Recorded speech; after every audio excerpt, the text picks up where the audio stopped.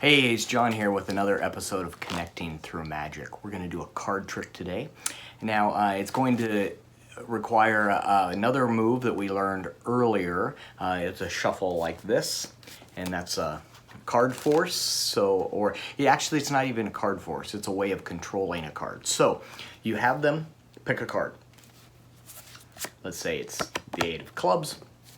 And then you go through and you have them place it back into, so they place it there.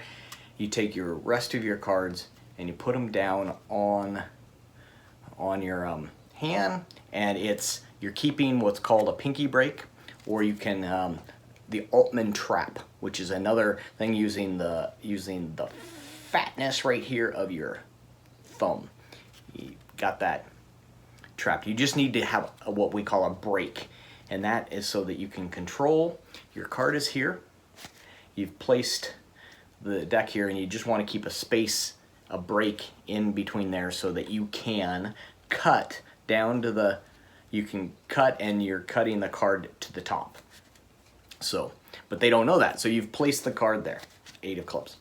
Place there, and you can cut down, 1 cut, 2 cuts, but you bring that card to the top. Another way of doing that is when you're going through, they pick the card. They pick the card, and you've got it here. And then what you end up doing is you do, we talked about a Hindu shuffle false cut, where you pull the bottom out, and you bring this around, and you set this down on the table, and like that. And there's that optical illusion. You can look back in the Hindu shuffle lesson for that. But so they pick a card. We're going to do the 10 of spades.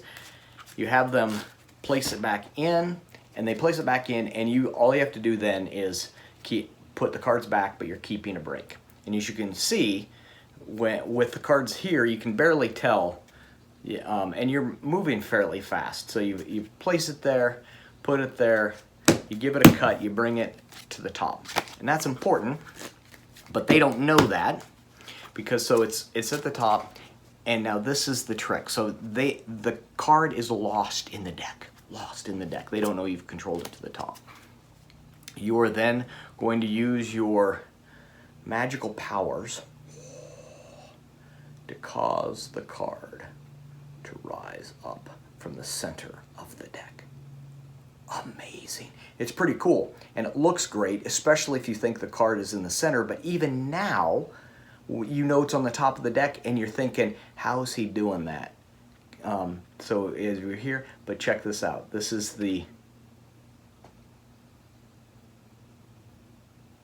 I'm putting pressure on the top card, and it's rising up.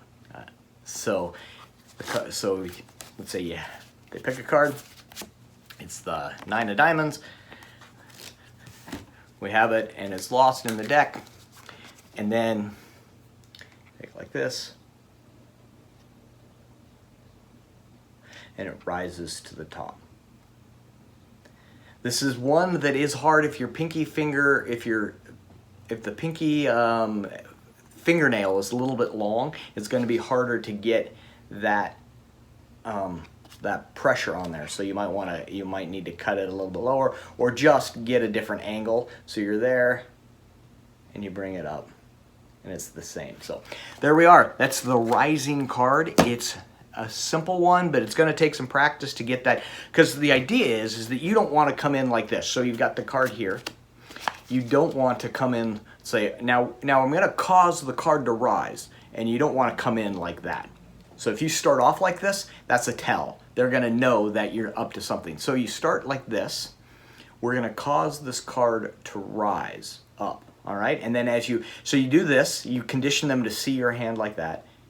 We're going to cause, and then as you come down, that's when this finger, when it's hidden behind the deck, that finger comes out, and everything looks the same, but that's when